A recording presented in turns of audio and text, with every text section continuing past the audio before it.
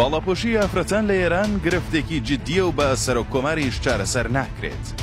یەکێک لە پرسە هەستیارەکانی کۆمەڵگەی ئێران بابەتی باڵاپۆشی و حیجابی ئافرەتانە کە چەندین ساڵە کۆماری ئیسلامی ئێران دەیان و سەدان ڕێگای بۆ داناوە تاوەکو خەڵکی وڵاتە ڕاچاوی بکەن.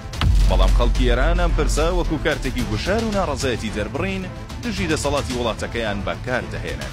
لە ئێستادا کار گەیشتۆتە ئەو شوێنەی کە حکوومەت بە گوشار و زەخت دەیەوێت خەڵک فێری باڵاپۆشی بکات.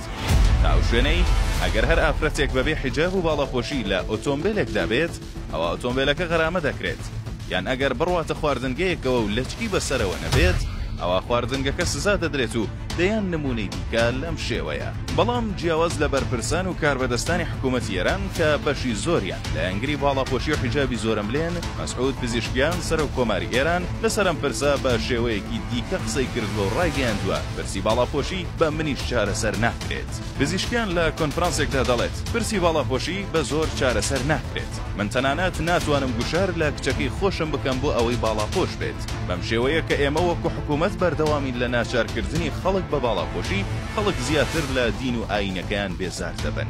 ولی اعتقاد دارم بازور نمیشه حجاب رو سر مردم کرد، همان گونه که بازور نمیشد حجاب رو از سر مردم کشید پایین. لە بەشێکی دیکە قسەکانیدا پزیشکیان ئاماژە بۆ ئەوە دەکات کە لە ئێران 80,000 مزگەوت بوونی هەیە و هەزاران مامۆستای ئاینیش لە وڵاتەدا سەرقاڵی فێرکردنی هاوڵاتیانن. ئەم پرسە ئیشی ئەوانە نەک ئێمە، لێگەڕێن بە ئەوان چارەسەری بکەن، نەوەک ئێمە بە ناخۆشی هەوڵ بۆ چارەسەرکردنی بدەین و پرسەکە زیاتر لەمەش خراپ بکەین.